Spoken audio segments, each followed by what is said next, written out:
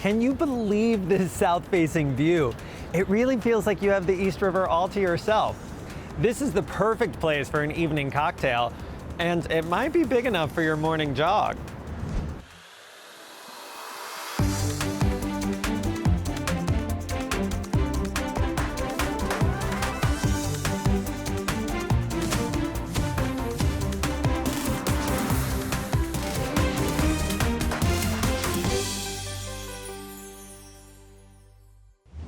I'm Sara Gore and welcome to Open House NYC, everyone.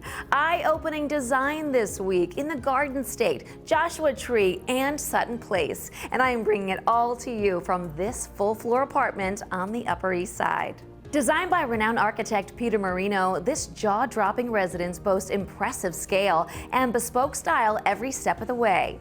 A grand 40-foot gallery leads to a sun-drenched corner living room and library, both featuring wood-burning fireplaces and treetop views of Central Park. The library even has its own Juliet balcony, very chic. The formal dining room is ideal for the most glamorous soirees, complete with its own fireplace and balcony. And when it's time to unwind, the private wing offers 4 spacious bedrooms, including a primary suite with 2 marble baths and another fireplace. This home blends Upper East Side allure with timeless design, resulting in a truly sophisticated, only in New York haven. We are getting started at this unique duplex penthouse in Manhattan's exclusive Sutton Place neighborhood. Located atop the world-famous Campanile, the landmark building that Greta Garbo once called home, this apartment exudes charisma and style. This 3,000 square foot apartment was also once home to Broadway legend Mary Martin, who was known to host a who's who of old New York. So the recent top-down renovation certainly celebrates drama, spectacle, and of course, style. We joined Tyler Whitman to show us around. Hey, this is Tyler Whitman. We are at the penthouse in the Campanile, coming from Sutton Place in Manhattan. This penthouse comes with incredible design, completely reimagined from top to bottom. And I am confident to say there is truly nothing else like this home in Manhattan. We are right now standing in what I suppose you would call the grand entrance hall of this incredible home. Other incredible details here are these beautiful marble tiles. You have all of this gallery space for an art collection, and then this wet bar and wine room, which makes for the perfect hosting spot. And then my favorite is this marble sculptural staircase. Having this installed was an architectural feat. Another thing you're gonna notice is the light here is incredible. This property has 360-degree exposures and completely unobstructed light coming in, and that carries you directly into this living room. Let there be light. Prior to this renovation, there were just a few small windows where you could hardly see the views. The current owners completely blew this wall out, installed floor-to-ceiling windows, and the results are sweeping and cinematic views and a perspective on Manhattan you are not gonna get anywhere else. I love the details in this room, from the ceiling moldings to these custom beautiful parquet floors and this Art Deco fireplace. It's perfection. Can you believe this south-facing view? It really feels like you have the East River all to yourself. This is the perfect place for an evening cocktail, and it might be big enough for your morning jog. Something that every Manhattan home needs is that beautiful quiet getaway, and this one really hits the spot. From the custom millwork to the tucked away queen-size Murphy bed, this is a great room to finish reading the complete works of Oscar Wilde or close that next big sale.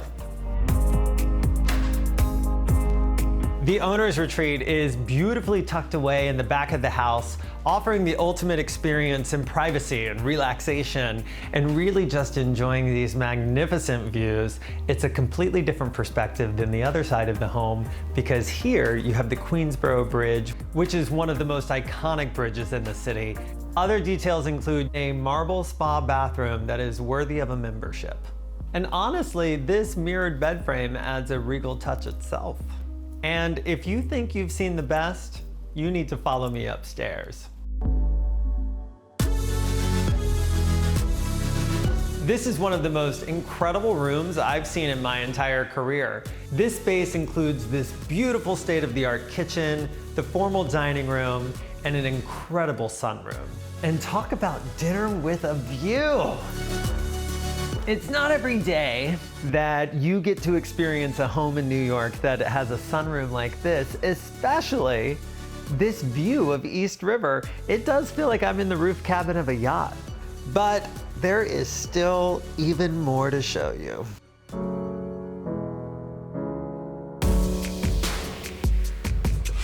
In a home filled with so many incredible details and wow factors, I thought it was appropriate to finish out here on this beautifully manicured wraparound terrace. This terrace is huge. There's plenty of room to grill, do alfresco dining, or honestly, you can bring your entire party outside to enjoy this one-of-a-kind space in Manhattan.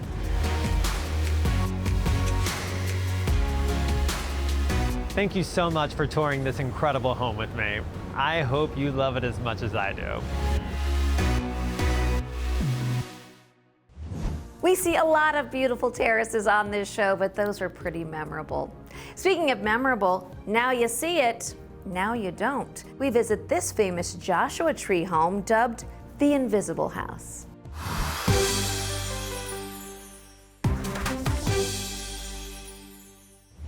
Welcome back, everyone. Now, social media has changed the game in real estate. In our next home, the Invisible House is a prime example of that. It has become famous among the influencer and fashion set for its one-of-a-kind location in the heart of the Joshua Tree Desert and its unique architecture. This stunning creation by Chris Hanley and Thomas Ozinski features a mirrored glass exterior that blends beautifully into the landscape, so much so you might even miss it at first glance. Take a look, if you can.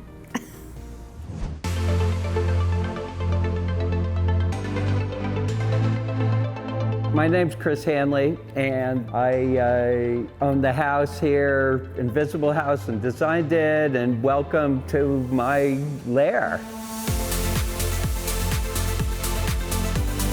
The property of the Invisible House borders on the National Park, and the distant mountains of the National Park reflect against the house. There are certain points where it's completely impossible to see. There's other times when you could sort of see into it a little bit, so it gets this sort of translucent aura to it.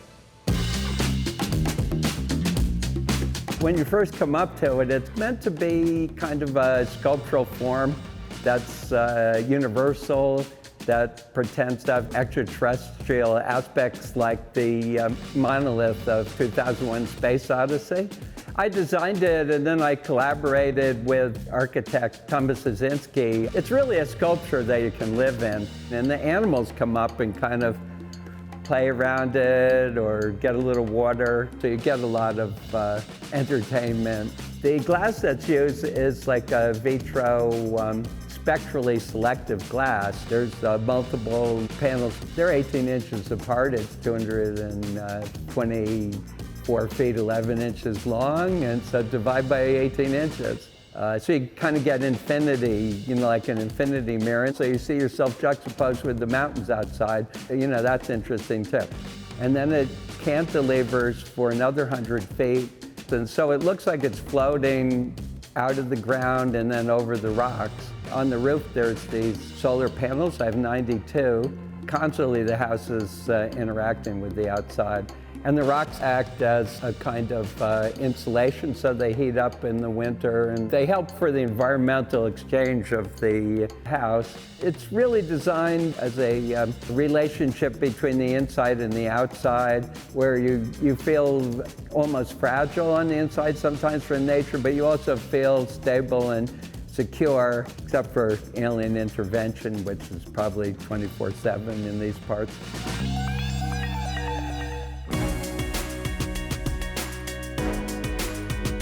The pool itself is nearly 100 feet long, and it's about 6 feet deep from the surface and 10, 11 feet wide. And the living room runs along the pool, and then extends past the pool towards basically the pool bedroom. You can slide open 22 feet of the north walls. You can go in and out of it without going through the entrance to the house. When it comes to the bedrooms, the first one, we call it the boulder room, and the glass wall slides open. And it also has glass to the outside that completely opens up. So it can also be a hangout room, you know, everybody's sitting around. The primary suite is on the south side, and it's a very big bedroom. And there's a freestanding bathtub. There's a wall of glass. It's possible to slide those open so that when you're lying in bed, there's just air coming in and you're looking out over the national park. It's the ultimate house for waking up in the morning and just like catching up on the day as slowly as you want.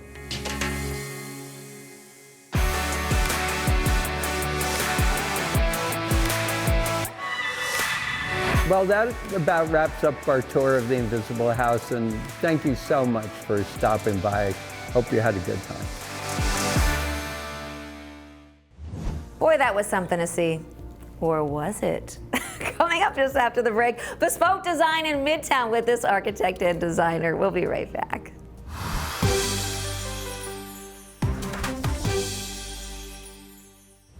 Welcome back, everyone. Adapting a challenging layout into a comfortable and stylish home is one of architect Margarita Menino's specialties. She is the founder of Menino Design Studio, a boutique firm based in New York that does it all from architectural planning to interior design. Now she shows off one of her latest projects, this apartment high above Billionaires Row in Midtown.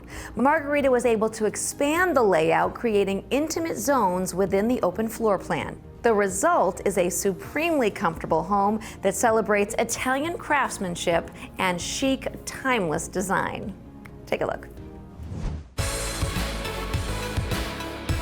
Hi, I'm Margherita Menino, architect, interior designer, founder of Menino Design Studio. Welcome to the beautiful apartment I did in Midtown. This was a gut renovation. I serve as an architect and a designer because I do both. The main focus of the renovation was to open up the space towards the windows, because this apartment has a 360-degree view of New York City. There is a lot to see. Follow me. This is the main entertainment area. It has the living room, dining room, and open kitchen.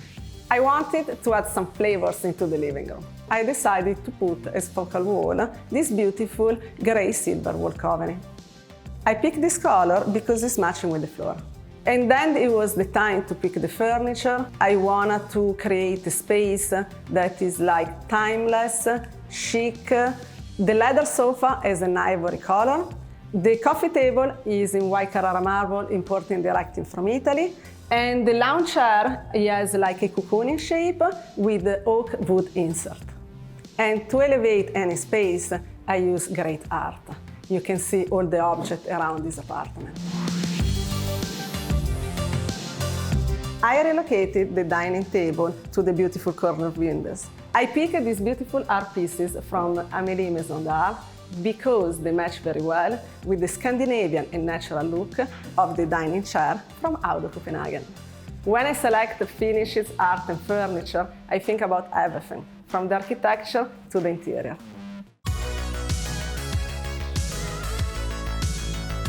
I decided to move the kitchen to the former office. I love working with marble, maybe because I like my Italian roots. This particular marble is called White Panda because the vein of the marble remembers the spot of the panda.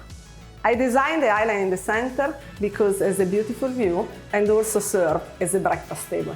The cabinets are custom made, floor to ceiling, in lacquer and wood veneer, and all the appliances are integrated inside the cabinet. For the backsplash, we use the same marble as the island. Since it's an open kitchen, the goal was to make it disappear and be part of the furniture.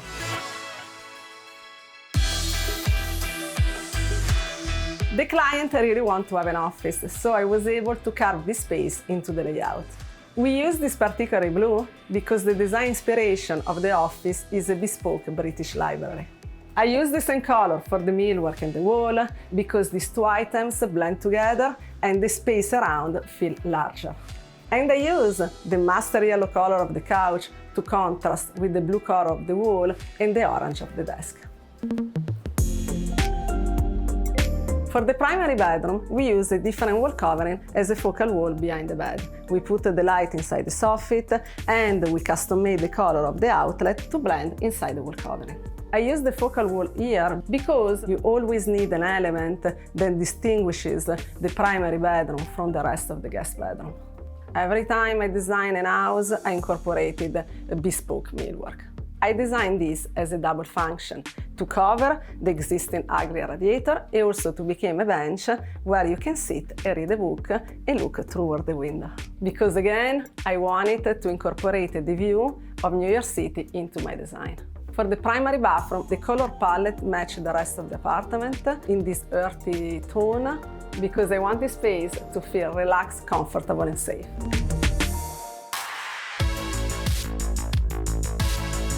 I really enjoy designing this apartment because it combines everything I love. Beautiful material, custom millwork and architectural intervention. Grazie mille e ci vediamo alla prossima! Coming up, family history and international flair come together at this designer's home in leafy Ridgewood, New Jersey.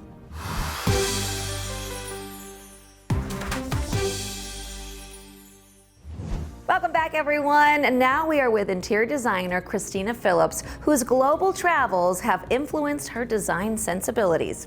Her live-work home in Ridgewood, New Jersey is the perfect showcase for that. See for yourself.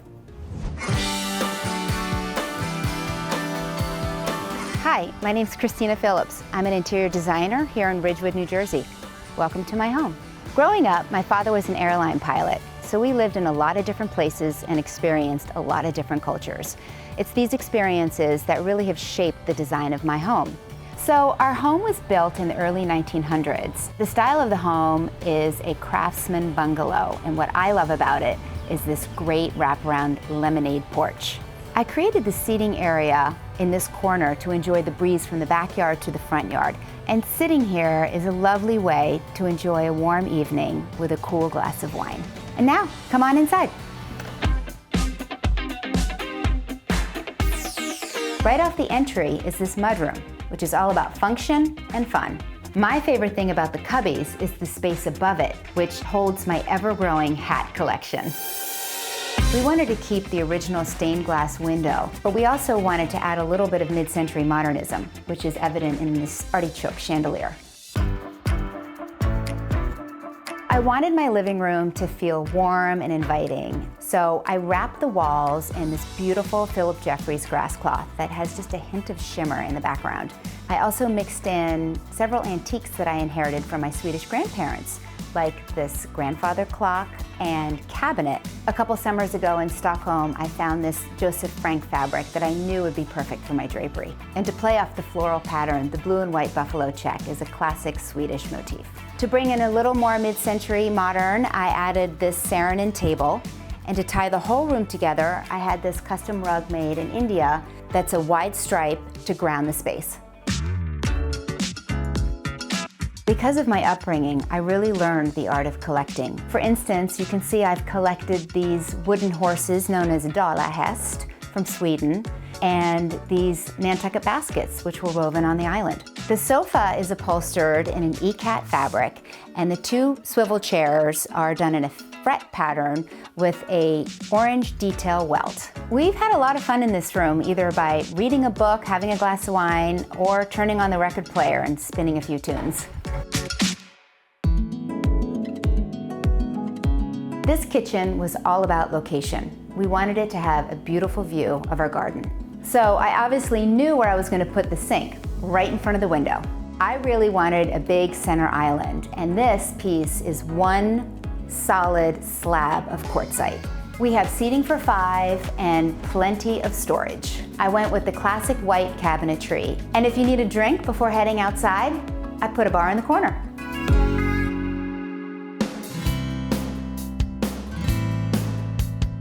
My office was a complete gut renovation. First thing I knew I needed in here was lots of light. I added skylights French doors, and I added a floor-to-ceiling window.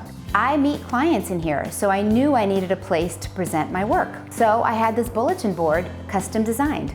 Since I spend so much time out here, I wanted to make it as comfortable as possible. So I installed a kitchenette. The backsplash is Swedish inspired, and my favorite part about this space is on a beautiful day, I can open up the French doors and take calls outside.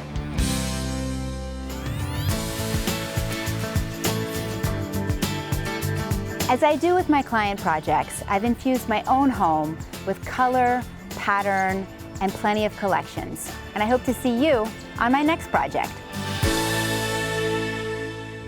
Give this video a thumbs up and let us know which of these gorgeous homes featured in this episode was your favorite. So many to choose from. Which will you pick?